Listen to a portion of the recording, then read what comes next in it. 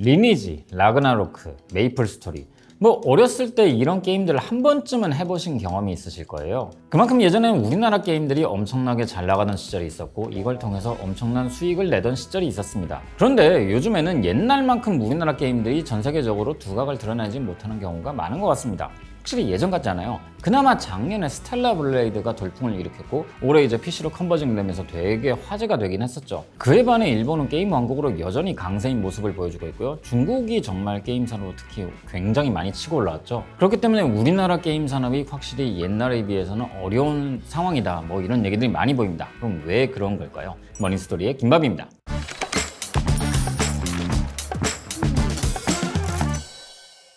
90년대 그리고 2000년대까지만 하더라도 한국 게임 업계가 정말 엄청나게 폭발적으로 성장하던 때가 있었어요. 90년대는 아무래도 패키지 게임 중심으로 크게 성장을 했죠. 대표적인 게임이 아마 연세가 좀 있으신 분들이면 기억을 하실 만한 창세기전 시리즈가 대표적이죠. 그런 패키지 게임들이 국내에 등장하고 나름대로 굉장히 높은 평가를 얻으면서 뭐 성장을 하고 잘 팔리던 시절이 있었습니다. 근데 90년대 후반부터 그리고 2000년대에 들어서부터 어떤 문제가 생겼느냐, 불법 복제가 굉장히 성행을 하면서요, 사람들 사이에서 이런 인식이 잡힌 거예요. 아니, 게임을 왜 돈 주고 사? 그냥 카피하면 되지. 지금이야 뭐 사람들 인식이 많이 달라졌습니다만 당시에까지만 하더라도 그게 당연한 인식이었어요. 음악도 왜 돈을 주고 사? 그냥 다운받으면 되지. 게임도 마찬가지세요. 불법 복제하고 다운받으면 되지. 이런 게 일반적인 인식이었단 말이에요. 이런 인식이다 보니까 패키지 게임을 만들어봤자 팔리지도 않고 그냥 망하기 일상이었거든요. 그러다 보니까 국내 게임 개발사들이 패키지 게임을 포기하고 MMORPG, 그런 온라인 게임으로 많이 옮겨가게 된 거죠. 어떻게 보면요, 중국에서 위조 지폐가 워낙에 많고 현금을 신뢰할 수 없으니까 온라인 결제가 발전하게 된 거랑 비슷한 겁니다. 그래서 온라인 게임 시장에서 우리나라가 독보적인 위치를 차지했었어요. 굉장히 새로운 게임들도 많이 등장했었고요. 그래서 초창기에 그런 온라인 게임을 대표하는 것 중에 하나가 리니지였고 바람의 나라 뭐 이런 것들이 있었잖아요. 근데 이것도 점점 성장하다 보니까 수익 모델을 만들기가 좀 어려워졌습니다. 사실 그런 게임들은 무료로도 게임을 할 수 있게 만들어 놨어요. 중요한 건 무료로 게임을 만들면은 게임사 입장에서는 수익을 내기가 정말 어렵단 말이에요. 일부는 월 이제 결제 모델을 도입하기도 했었죠. 대표적인 것 중에 하나가, 이거는 좀 더 훨씬 이후에 나온 거지만은 이제 월드 오브 워크래프트라든가 라그나로크도 이제 제 기억으로는 굉장히 초창기부터 월 정액 결제 모델을 만들었었는데, 그런 식으로 월 정액 결제 모델을 만들어서 그런 방식의 게임을 플레이할 수 있게 했던 게임이 있긴 했었습니다. 근데 이게 점점 발전하다 보니까 어떤 식으로 했느냐? 플레이어들 간의 인플레이션도 발생했고요. 하다 보니까 월 정액 결제만으로는 안 되고 소위 말하는 가챠 모델을 도입하기 시작한 거죠. 확률성 뽑기 시스템. 이 분야는 리니지가 굉장히 유명하죠. 리니지도 처음에는 게임을 즐기는 사람들이 많이 참여했었고 그랬었습니다. 근데 점점 이 리니지 유저들이 나이가 들면서 늙어가다 보니까 점점 이제 가챠형 시스템으로 바뀌기 시작했어요.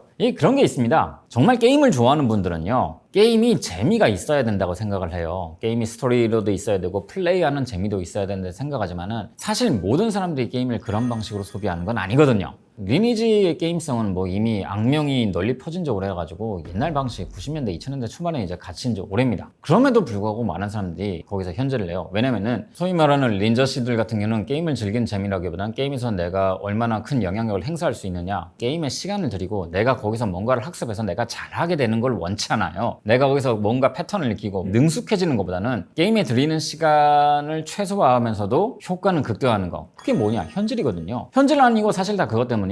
대부분의 일반적인 패키지 게임 같은 경우는 플레이어가 게임에 익숙해지고 게임에 익숙해지면서 더 나은 퍼포먼스를 보이도록 이제 그렇게 게임을 설계해놨어요. 그만큼 시간을 투자하고 게임을 익히면 익힐수록 더 잘하게 되는, 그러면서 게임을 더 즐기게 되는 방식이니까요. 근데 모바일 게임은 웬만하면 그 텀을 굉장히 좀 길게 둡니다. 어느 정도 발전 구간이 있지만은 그 정체 구간을 딱 나눠놨어요. 그 정체 구간에서 내가 돈을 쓰면은 효율이 확 오르는 거예요. 그럼 한번 그걸 맛을 보면은 계속하게 해서 지르게 됩니다. 처음에는 뭐 몇천 원 쓰겠죠. 그러다가 그게 금액이 점점 오르는 거예요. 몇만 원 쓰게 되고, 그러면 월에 몇십만 원 쓰는 사람도 나오고 몇백만 원 쓰는 사람도 나오고, 이게 돈을 쓰면은 그만큼 확실하게 효과가 나니까 사람들 입장에서는 돈을 안 쓸 수가 없는 거예요. 왜냐? 그렇게 내가 몸으로 학습해서 잘하게 되는 게임을 원치 않는 사람들이 많기 때문에. 그래서 보면은 별 이상한 게임 같지도 않은 게임이 인스타나 유튜브 광고에서 보신 적 있을 거예요. 뭐 이게 저런 게임 같지도 않은 게임 광고랍시고 저걸 해? 근데 그런 게임들이 의외로 뭐 모바일 게임에서도 꽤 순위가 높아요. 사람들이 그런 게임을 원한다는 거예요. 생각을 하지 않고 내가 여기에 집중을 하지 않고도 그냥 시간을 때울 수 있는 게임, 마치 쇼츠 같은 게임, 그런 것들을 필요로 하는 거예요. 그런 사람들 입장에서는 돈을 쓰고 확실하게 효과가 나타난다? 특히나 어느 정도 경제적으로 돈을 버는 사람의 입장에서는 그런 금액이 큰 부담은 안 되거든요. 월 몇십만 원까지는 큰 부담이 안 돼요. 근데 이게 금액이 커지면 커질수록 이제 문제가 되기 시작하는 거죠. 특히나 그런 이용자들이 많아지면 많아질수록 돈을 쓰면 확실하게 효과가 나타나니까, 특히나 이제 확률적인 뽑기로 할 경우에는 나올 때까지 질러야 되는 거잖아요. 그러면 이 나올 때까지 질러야 되니까 이거보다 더 확실하게 구할 수 있는 방법은 뭐냐? 다른 사람한테 사는 겁니다.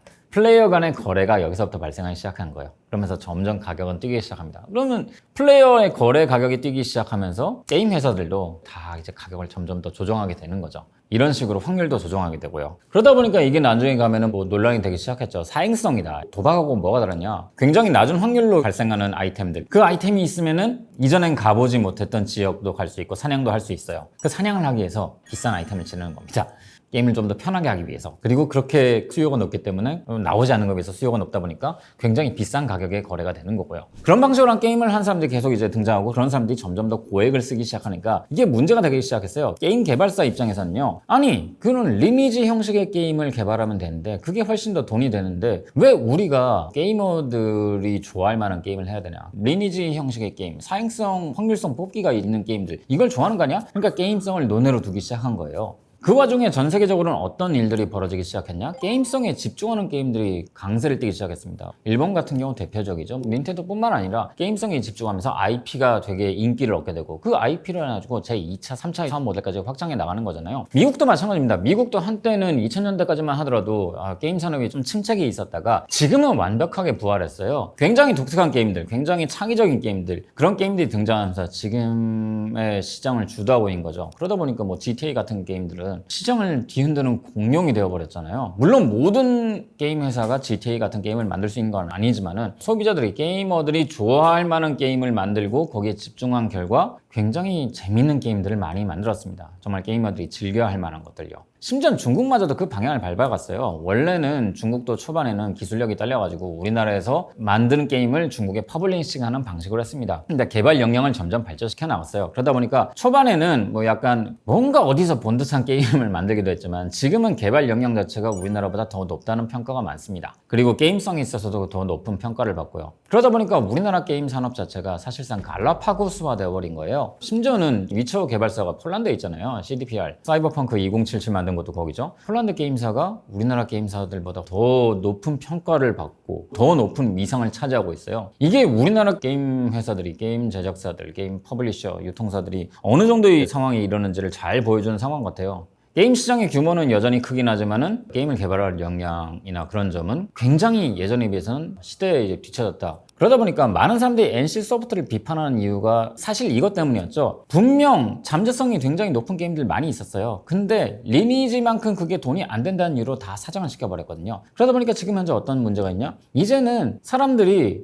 NC에서 게임을 출시했다 하더라도 색안경을 끼고 보게 돼요. 왜냐면은 그동안 그래온 게 있으니까요. 꽤 괜찮은 게임 만들었네? 거기도 관심을 가지고 지켜봤지만은 리니지만큼 수익이 안 된다는 이유로 결국엔 리니지 방식의 모델을 도입해서 게이머들이 다 떠나게 만들었죠. 그렇게 됐다는 거예요. 그나마 넥슨 같은 경우에는 많은 개편을 이루면서 이용자들의 마음을 잡기 위해서 많은 노력을 했죠. 그러다 보니까 뭐 독립적인 게임 제작사를 지원해주기도 했고, 그러다 보니까 뭐 이런저런 재밌는 게임들이 많이 나오게 합니다. 메이플 같은 경우도 예전에 비해서는 확실히 확 개혁되어가지고 지금은 많이 괜찮았던, 평이 굉장히 예전에 비해 많이 올라갔죠. 그 다음에 작년이었나요? 재작년이었나요? 데이브 더 다이버 같은 경우는 굉장히 인기 있는 게임으로 뭐 스팀에서 인기리에 팔리기도 했었습니다. 확실히 이런 비판들이 있다 보니까 조금씩 변화가 발생하는 그런 움직임들이 일어나고 있는 것 같아요. 스텔라 블레이드도 그런 점에서 참 되게 독특한 게임이라 할 수 있어요. 이전 같은 방식이었다면 사실 패키지 게임 자체가 국내에서는 큰 시장이 아니기 때문에 별로 인기가 없어요. 돈이 안 되거든요. 그럼에도 불구하고 그런 양질의 패키지 게임이 나올 수 있었던 것. 스텔라 블레이드 정도는 굉장히 양질의 게임이죠. 그 다음에 뭐 피의 거짓,